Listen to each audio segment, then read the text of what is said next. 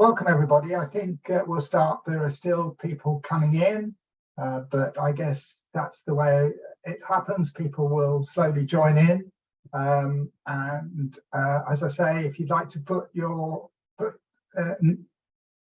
write in the chat who you are and where you teach, where you come from, just a few words so that we've got a sense of who is coming to this session. So this is part of the regular sessions that we run as part of the. Hold on. Mute somebody. You make sure you mute yourselves when you come in. Okay, and this is part of the regular sessions that we run as part of the teachers group. We also have a Telegram group where we announce what we're doing, and I'm pretty sure that Karamah, from what she said, has advertised this widely so that maybe people are coming in from other spaces. So we'll put a link to the Telegram group as we go through, partly because we're going to run a discussion on the topic next Friday. So what we try and do when we have a local webinar is we try to have a discussion about the topic to give people more time to think about what's been said, or people who aren't able to actually attend for the actual session, that they've got a chance maybe to look at the recording and then join into the group. Okay, so I'm Gary Mottram, just to say who I am. Most people, I think, probably know who I am. I help manage the Telegram group, but also the teacher educators group that's in WhatsApp. And today we welcome Karamah, who's also one of the managers of the Telegram group now, doing lots of other things, working on a writing group, and also involved in our sustainability group as well. So she's very active. She's also in the process of producing a spelling bee guide for people. So if you're interested in the sort of spelling competitions that people get up to, then Karamah might have more to say about that another time. But she's going to talk today about games and activities, and I'll leave her to introduce herself as we go through. So over to you, Karamah. Okay, good evening, everyone. You're welcome to today's webinar. So I'm happy to have you all. I've seen that a couple of people have joined already, and we're happy to have you. So just as Gary has said earlier, I'm Adebola Karamah Shogbuyi. I'm a teacher by profession. I've taught in different capacities. Right now, I teach in a secondary school. I also have, I teach higher institution students. I teach series of people. I also do educational training for teachers. So as you said, I'm one of the members of the British Council's English Connect community of practice. So I'm happy to be here today to share my ideas of games and activities for language teachers, for language teaching. So right now, we go on to the task for today. Yeah, so I've just introduced myself. So that's it. I'm also on my doctoral program right now, so hopefully to complete anytime soon. So for today, we're looking at this series of topics we have. We have aspects of the English that are taught in schools, the role of games and activities in ELT, the importance of games and activities, then the learning preferences and games and activity ideas for teachers. The ideas can be used for any level of learners, really. So let's see how it goes. So let's start with this. In our various schools, whether primary, secondary, or we teach in the higher institution, what aspects of English are taught in our various schools? Can we have that in the chat box, please? The aspects of English that we teach in our various schools. So we can try to type that in so that we see if our ideas are the same concerning the aspects of English that we teach.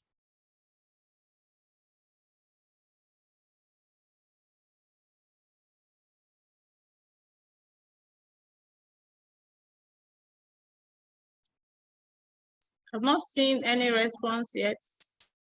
Okay, I've seen listening, Bilkis, Mboji, reading. I've seen speaking, reading, writing, listening. Well, okay. What else? Who else? I've seen grammar, vocabulary. That's by Mustafa Gamal. Sanusi Folashayo, grammar, literature, comprehension, oral and essay writing. That's Utung. Okay, that's good. I think I like that. All of them are things I actually had in mind when I asked the question. Phonics, that's beautiful. Yeah, by Sanusi Folashayo. So that's good. So those are the things that we actually want to look at. We want to look at the various aspects of English that are taught in schools. So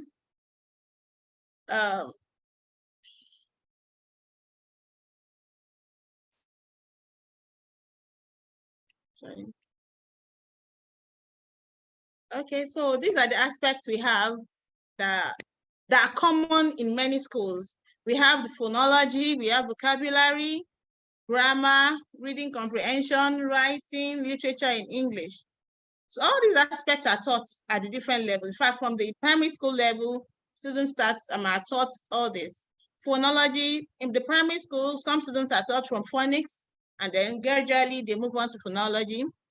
They do vocabulary through our spelling, teaching them prefix and suffix. All those things have to do with vocabulary. You do grammar, nouns. I remember nouns for me. I've been taught when I was in primary 1, I guess. That was when I was taught the first time.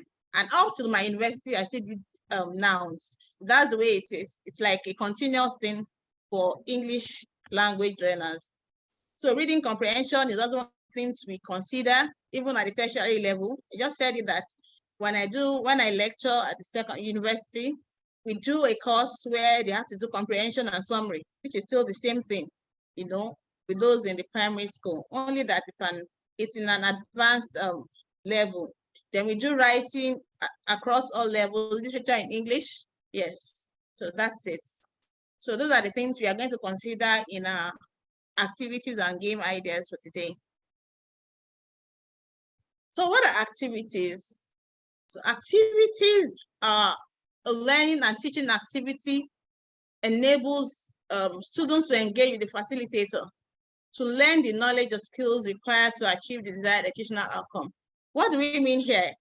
What we're saying is the activities a teacher engages in helps him to communicate with the students and pass on the necessary skills that he needs to get the outcome he wants. For instance, he wants to ensure the students can spell, because he has to put in some activities to make the students remember the words that he's teaching them, and to be able to recollect it whenever they need to. So whatever we are teaching, we must be able to come up with activities with things like song, storytelling, tongue twisters, some small group activities. We can also drill them by making them repeat some things we are teaching them to make it, you know, ingrained in their system.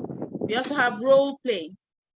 So we allow students to act out some things so that you know, they get used to it. Once they act that role, they never forget. So those are kind of activities that teachers can engage in for the desired outcome. So that's what activity is all about. So right now, I would like us to tell us from what you think, what are games? Because our topic for today covers activities and games. So would you like to tell us what games are in our chat box, please? Let's type it. What do you think a game is? How is it different from activities?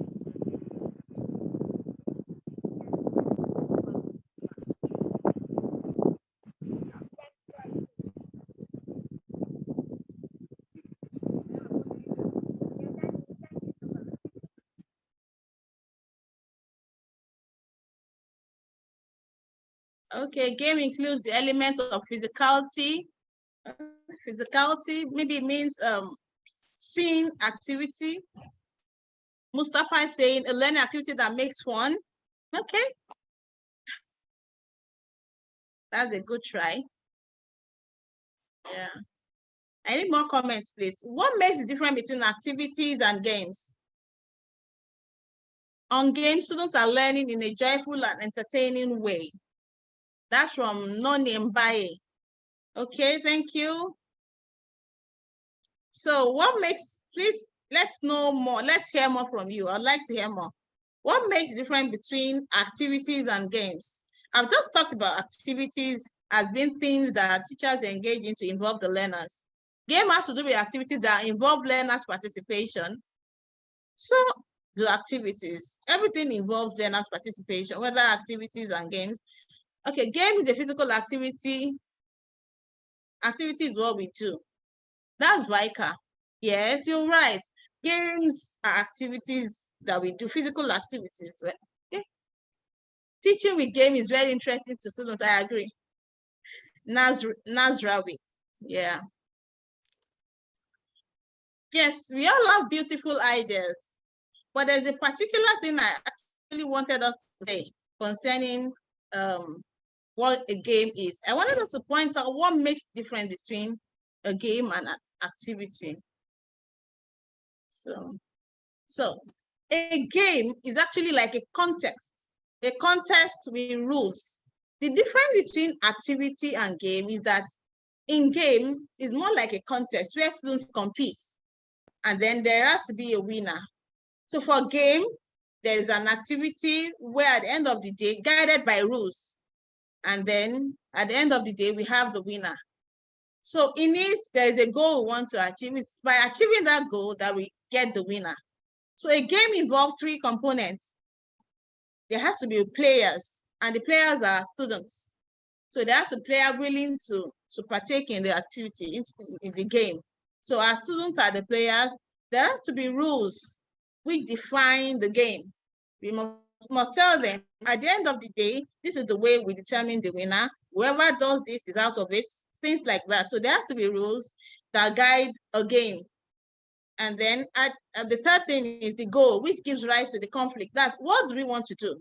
Okay, the first person to drop the ball in the basket wins. So whoever drops it knows, to win, everybody rushes to the basket to drop it.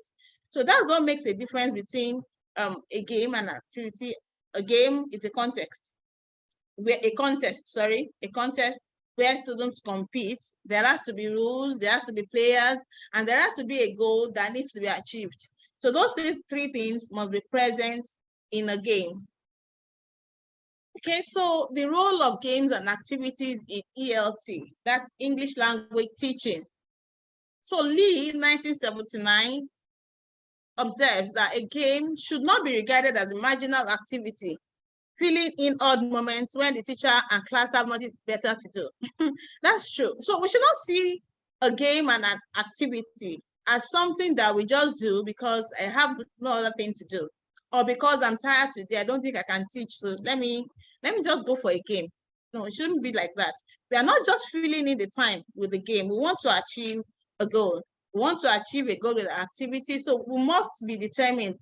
It must be predetermined. It must be pre-planned. It's not something we just do because, oh, my lesson plan is not ready, so let me just see what I can do. In fact, the students will know that you are not ready. They're just doing this, students are very sensitive and very sensible too. So they know when we are trying to hide behind the game to be ineffective.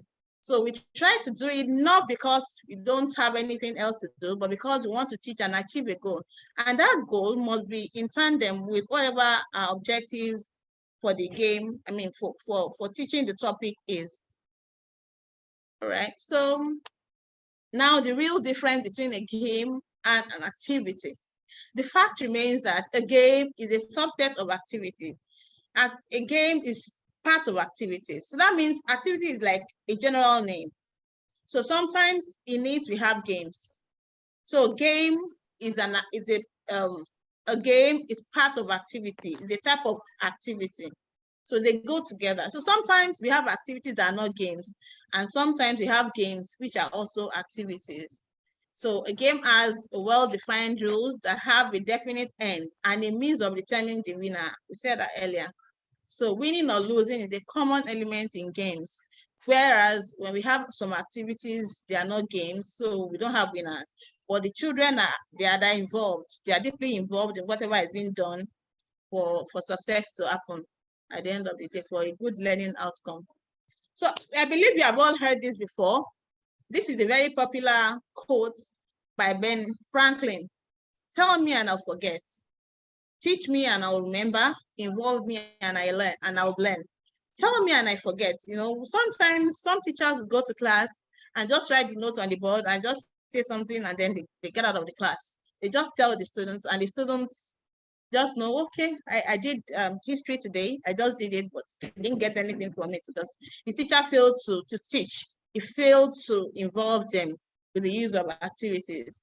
Now, when you teach students generally, maybe adding one or two, explaining in your own little way, not really involving them. They remember, but that when they remember, they forget easily. It's like what do we say when we were in school and we say something like you cram and just give it in the exam. After the exam, over with the learning. So that's not learning. So, but when you involve students, it remains in them forever. I remember when I was in secondary school, I was taught a song a song concerning civil service. Maybe I should sing it. The song is the features of the civil service. Up till now, I've never forgotten. Even though I'm not such a person that really likes politics, government, but the song still makes me to remember what civil service is all about, like the features. So it goes, integrity, impartiality, neutrality, permanence, anonymity are the features of civil service. So even though I'm waking up anytime and somebody says, tell us the features of civil service, even though I didn't really understand them at that time as such, now I can say it and I understand it now. So that is it. When you teach your children, involving them, you get to see the result, and the students remember it all the times of their life. They don't forget. The importance of games and activities. So these are the importance of games and activities. That learning is retained, just as in the example I just gave. I've been taught this thing for over 20 years and I still remember. So the learning is retained even after the exam, after the need for it. They make learning fun and therefore increase attention span. Students like to be in that class. Because of the fun they get, they enjoy it, they concentrate more because they all want to win the games, they want to be involved. So they listen more. Then the memory, it remains in their memory. They listen, it improves their listening skills. And then some of the activities require reading. So all of them, because they feel, oh, I want to be a part of this thing. You know, if it is fun, everybody sure wants to be a part. So that is it. So all these things, those are the kind of things we gain, importance of games. Also, they create a context for meaningful communication. Sometimes some students are just there. They don't like to talk. So you don't really hear from them. But because you involve them and then they see everything to talk, they have to. This is part of the game. They have to. So they are forced to do these things without necessarily being, they are forced. Would I use forced? They're encouraged to be a part of it. Not that you force them, but because they see it as something they want to do. So they involve in the context meaningfully, and then they communicate meaningfully. So it improves their communicative competencies.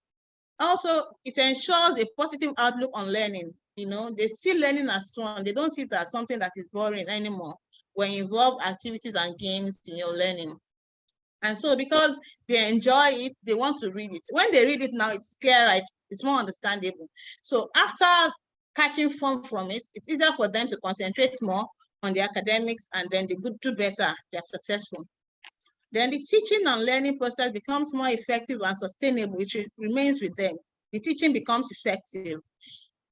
Also, the importance, they help improve all 4 language skills. The listening skill, the speaking skill, the writing, and the reading, all of them are improved activities and games. Another one is they encourage the participation of all learners. I've said that earlier. They promote cooperative learning. Students are encouraged, are encouraged to cooperate, to win. When they want to, even though some students, Sometimes children will be children and then they say, oh, right now I don't want to speak with her. Right now I don't want to do this. But because they have to win, they cooperate.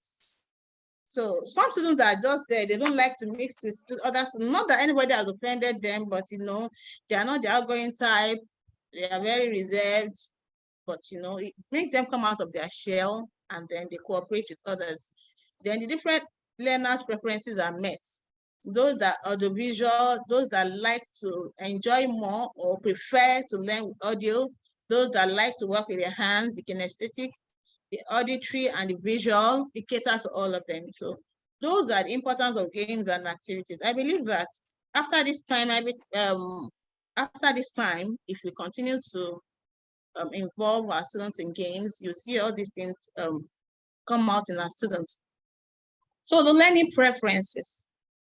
So we have various learning preferences. Some students are more prone to learning better when they see visuals. That's for visuals.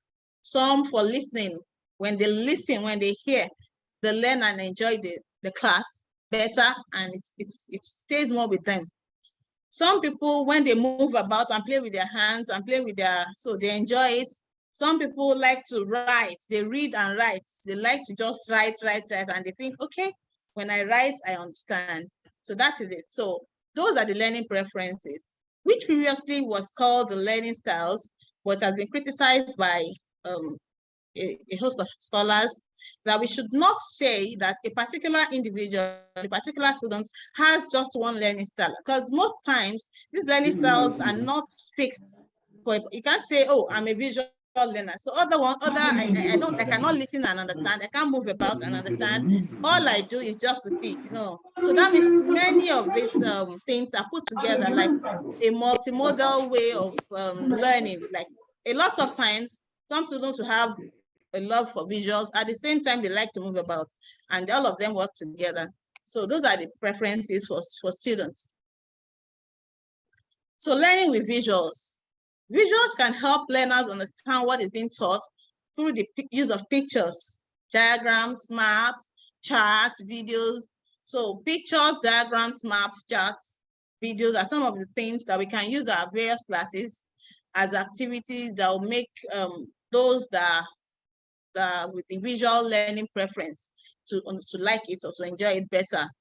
So when the teacher draws on the board, or maybe he brings a chart, or he brings a picture, or he uses a video to teach the students, it's they enjoy it more. So for those with visual preference, that's one thing they love to have in their classes.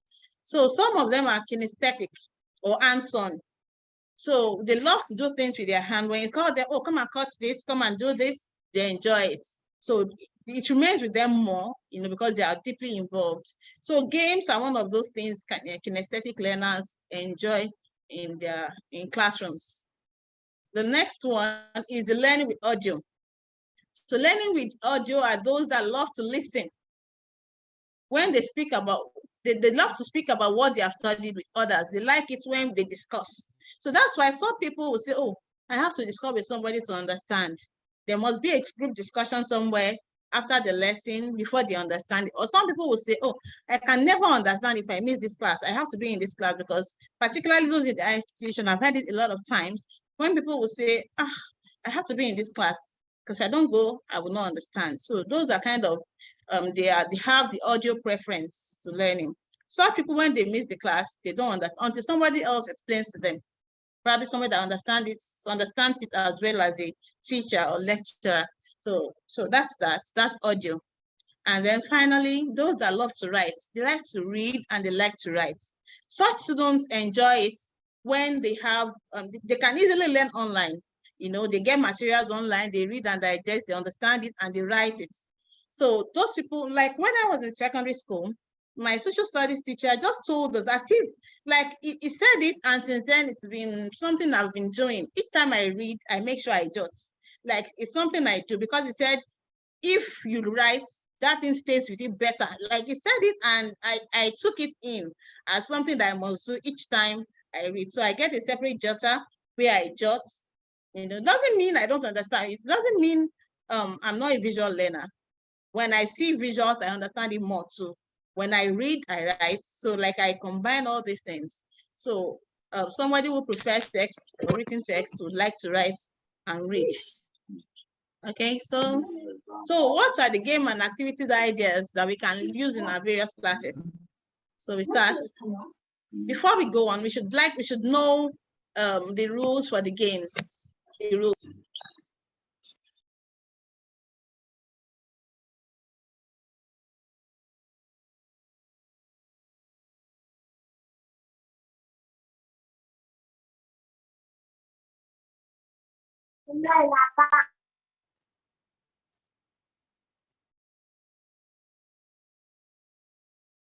Karamah, we can't hear you.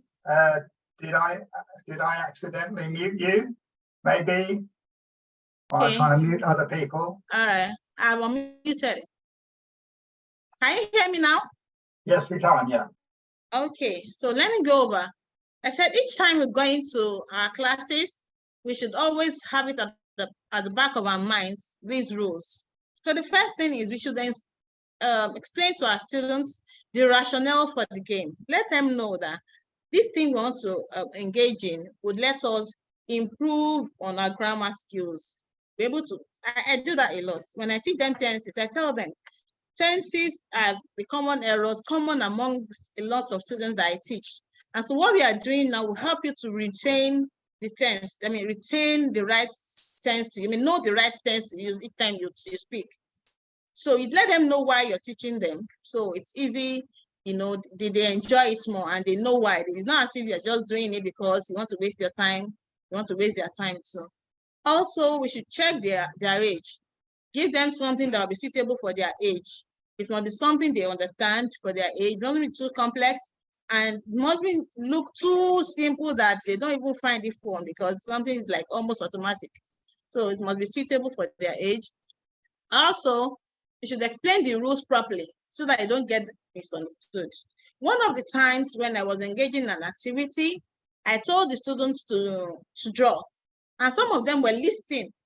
So they didn't get it. They didn't explain, ensure everybody gets it. Because at the end of the day, if it is a game, you won't be able to choose a winner because some would have done something completely different. So it will be difficult at the end of the day. So let them all know what you're actually teaching them and telling them to do. Let it be in clear times for everybody. Then gather all necessary materials.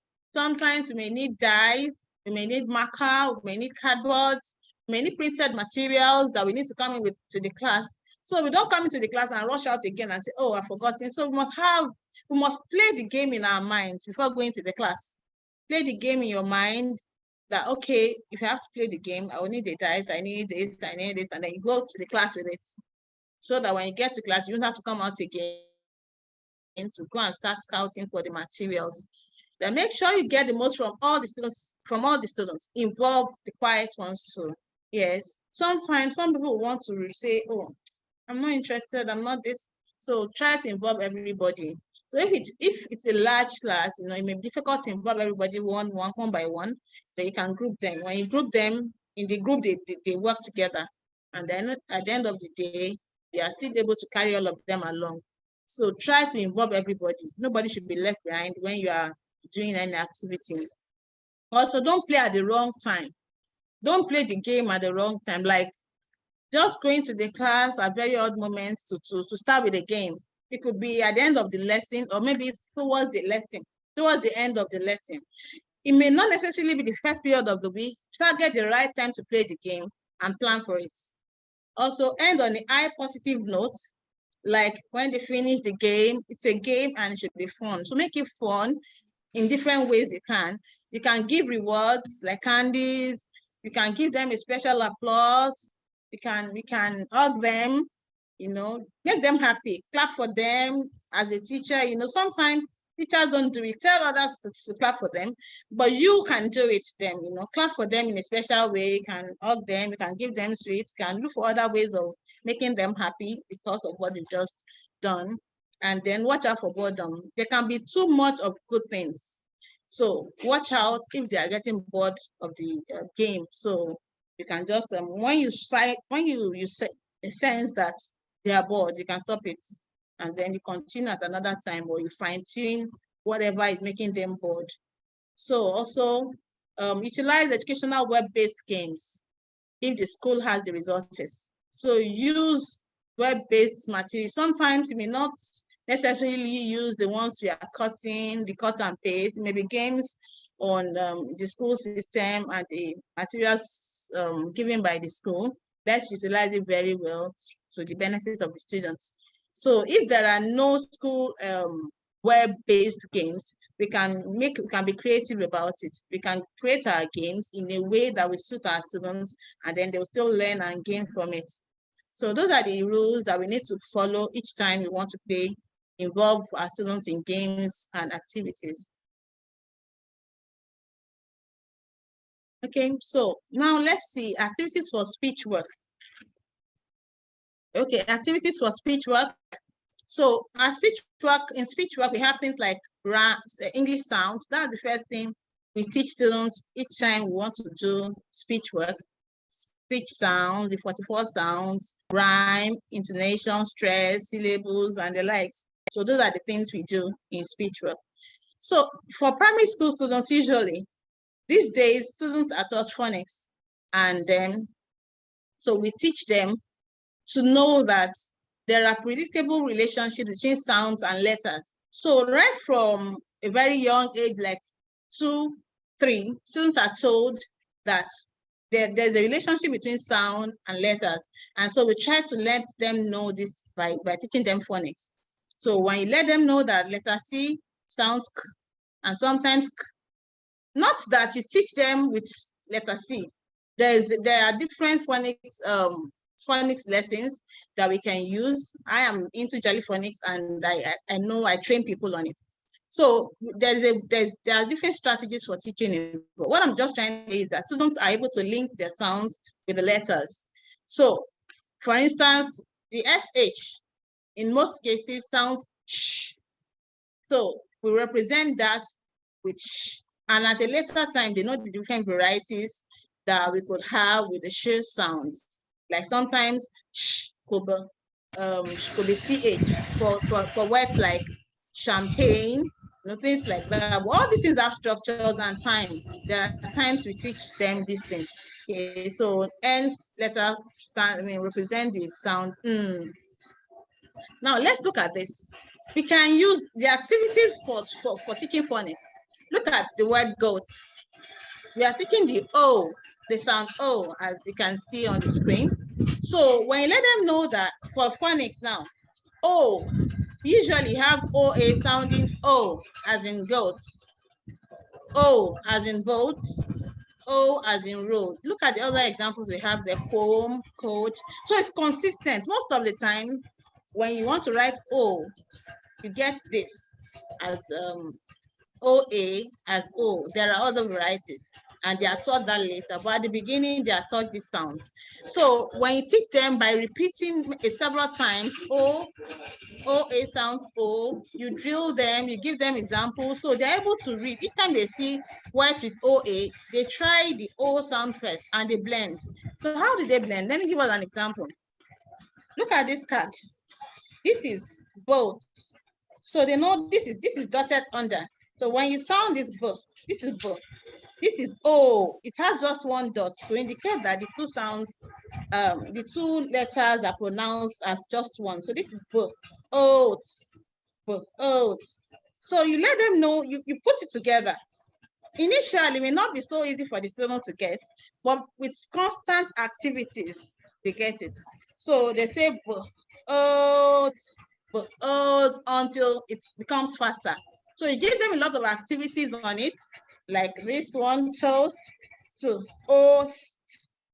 So it may not rhyme, it may not come out fine initially, but when they are used to it, it becomes easier for them.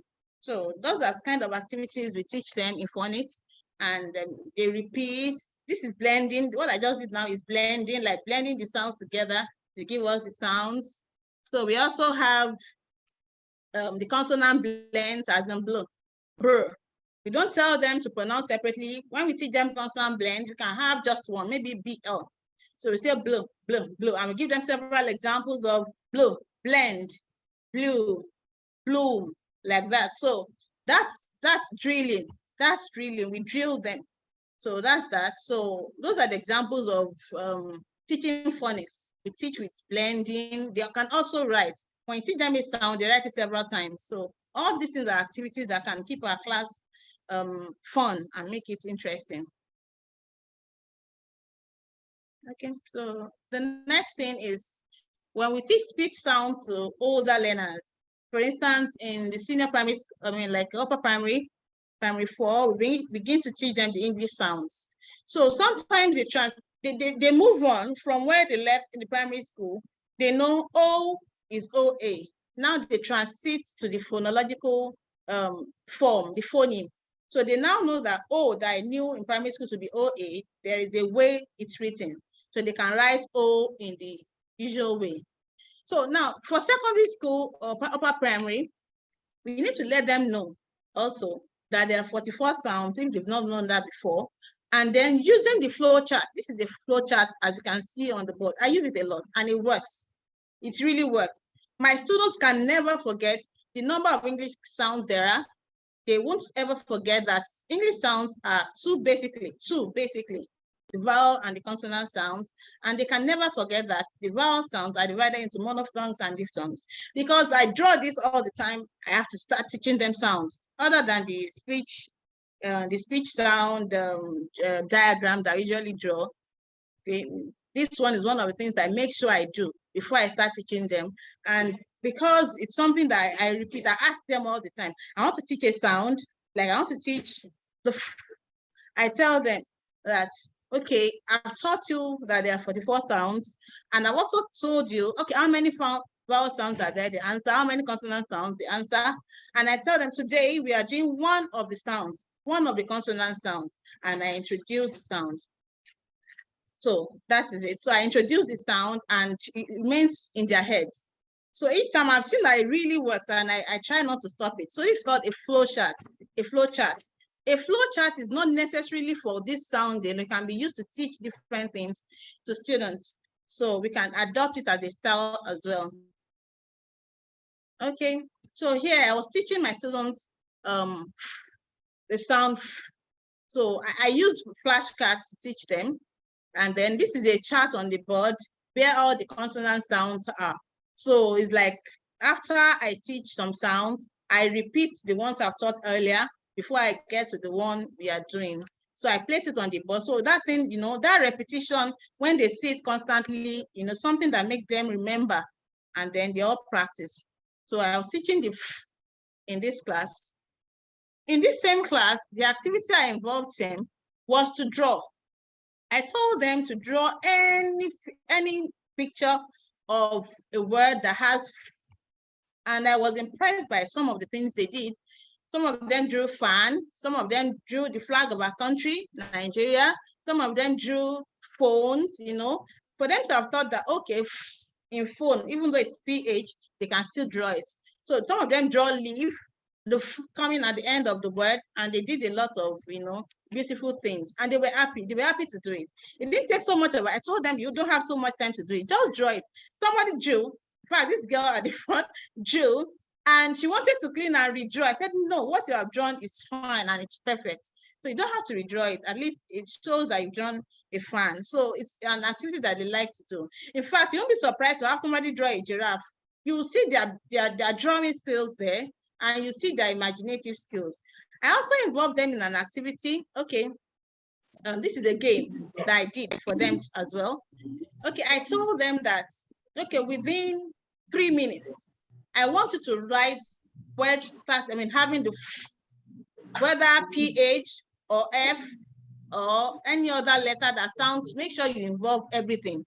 But know that anything that's that's not F, letter F, gets more marks. For instance, if you have a PH, 5 marks. If it is F, it is 3 marks. So they think more. They want to see something different from the normal F. Whereas they must not leave out the F. So that is it. So, and at the end of the day, we do that for just 3 minutes, and we gather discuss. Okay, how many people? So some people wrote a lot of, in fact, some people got marks as high as 138. Some people did 70 something, you know. Their creativity matters here. So you know those that have a very high vocabulary level and those that don't have much. and then you can be able to work on that. So those are some of the activities for the phonics, the speech work. This is a group work in motion in one of my classes. I won't be able to touch all the activities. I'll only just give us an idea. So this is for prefix and suffix in the vocabulary development. So we can tell them to divide, we can divide them into groups and tell them, give them a pile of cards. I have an example here. Each group should work together to cut the words apart into their root, suffix, and prefix. Look at this. This is a word. Tell them, okay, I'm going to give all of you some cards written, having words on them. Divide these words into their root, prefix, and suffix, and then they start cutting. So this one definitely will cut. This is resubmitting.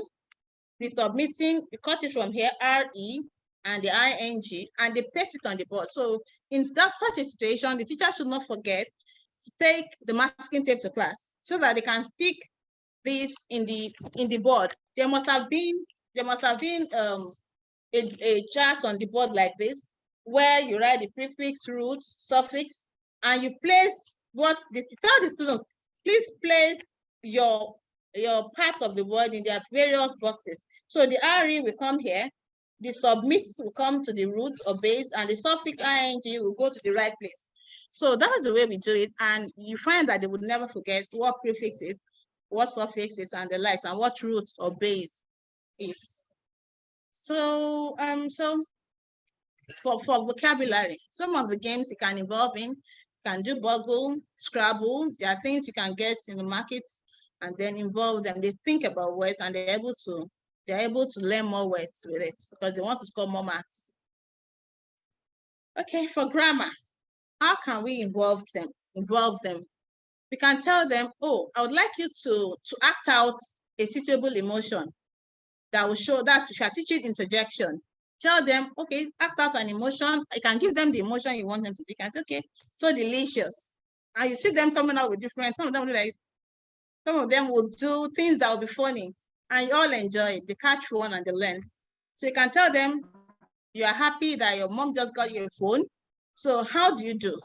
When you say, and they give you suitable emotions, some of them will do, yes. Or when they win a game, you see their action and their spirit. So those are the kind of things we do to involve them. That can also be used for verbs, teach verbs, and then you can use various other things. You can use pictures and objects, audio, and the like. Okay, for writing, sorry, let me check the time. Okay, for writing, you can do storytelling in the writing class.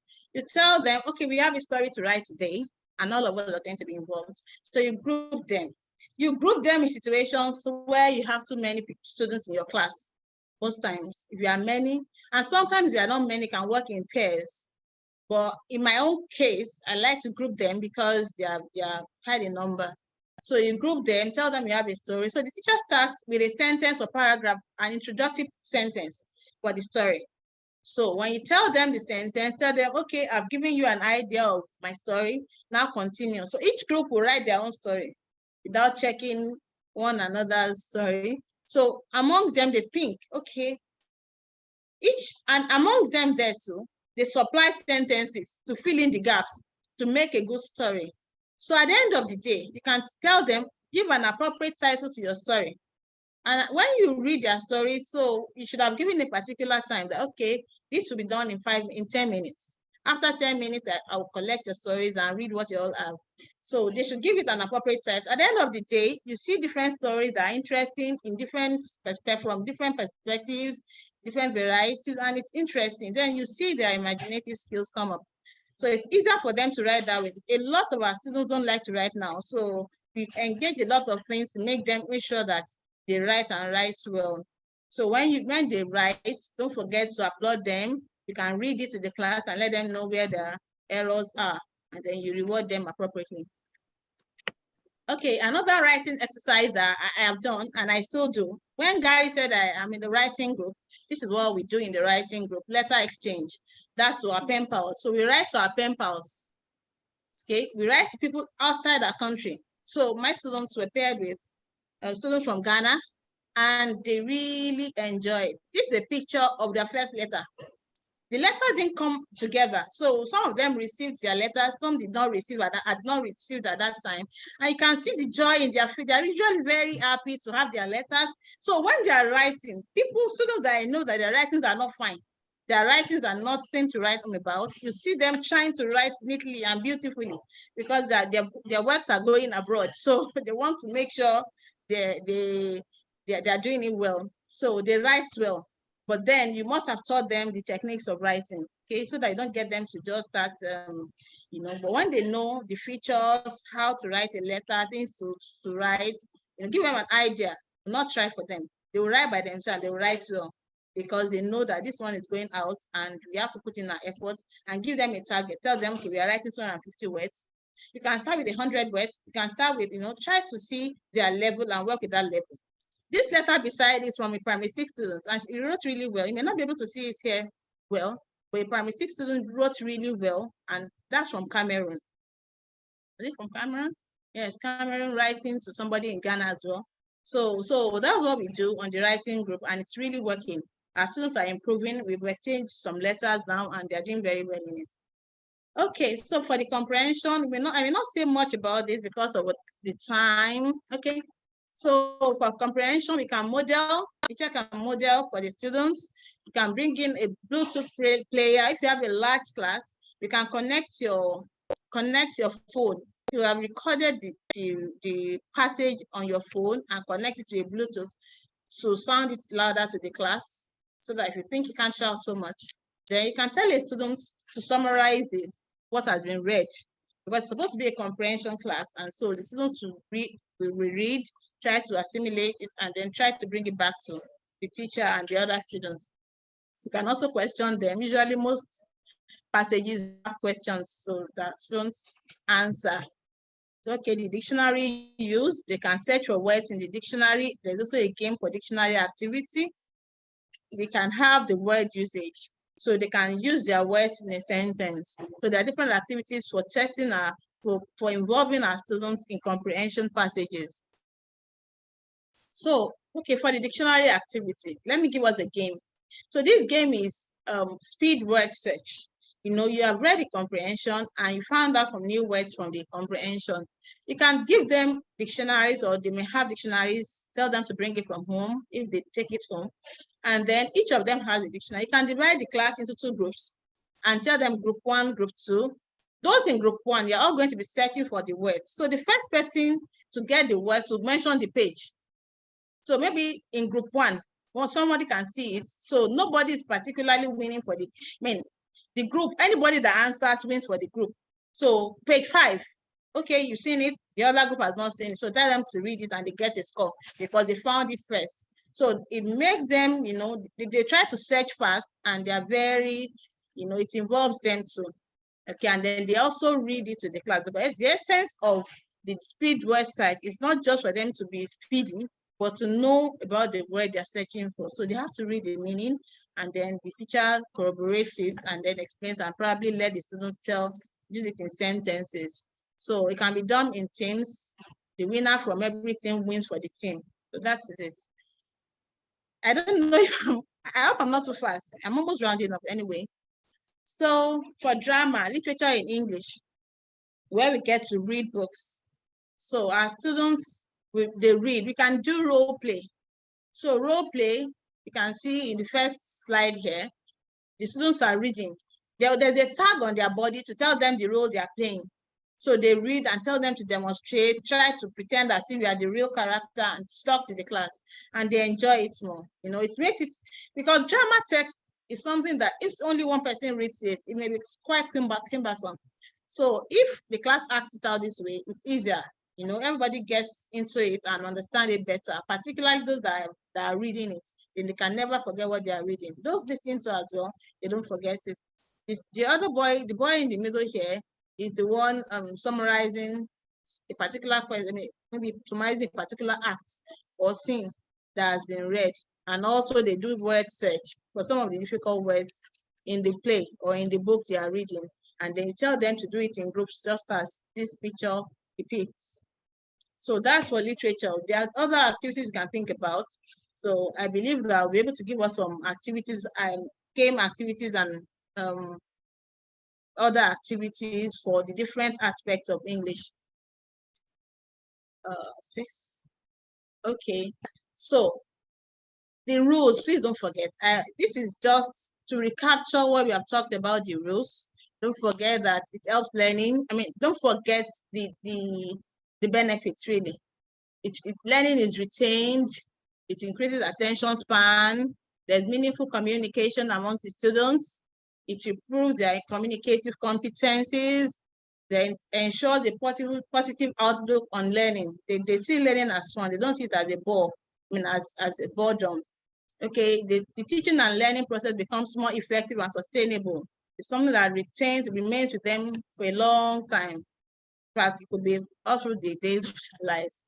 Then helps the 4 language skills, the speaking, the reading, the writing, and the listening. It also encourages participation of all learners. It promotes cooperative learning, and then the different learners' preferences are met. So the audiovisual, the kinesthetic, the auditory, the visual, as we've explained before.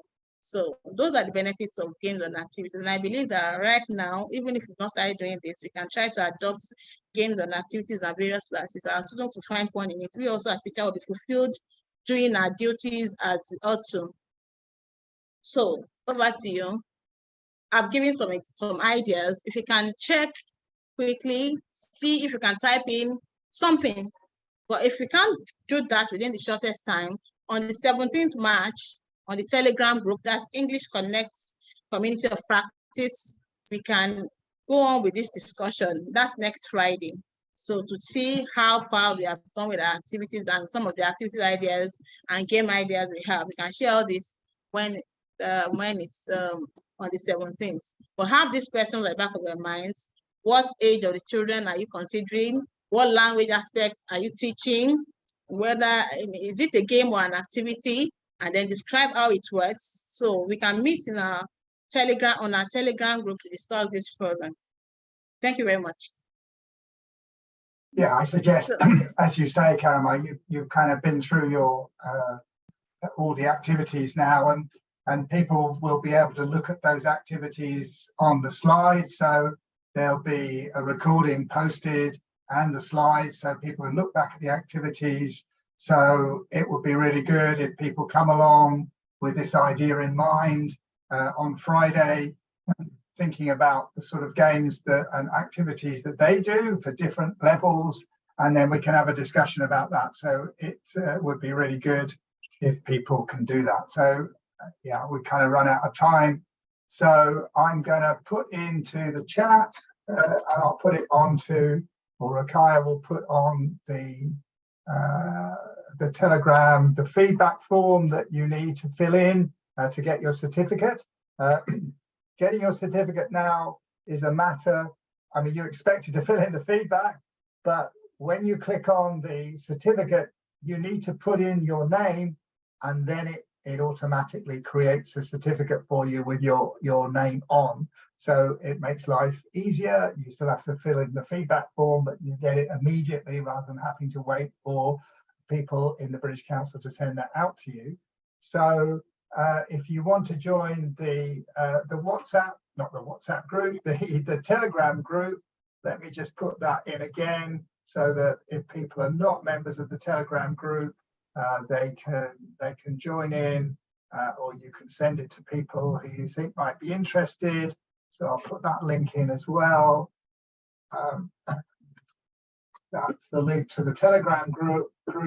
So we'll advertise for the Friday session during the week, and I'm sure that the actual recording will go up pretty quickly. We'll put up Karamah's slides as well, so that people can explore that. So I think, yeah, so we'll leave that up for a bit. So thank you very much, Karamah, for a very interesting talk, and for, yeah, working with the technology and things like that. We had a few issues getting people in the background.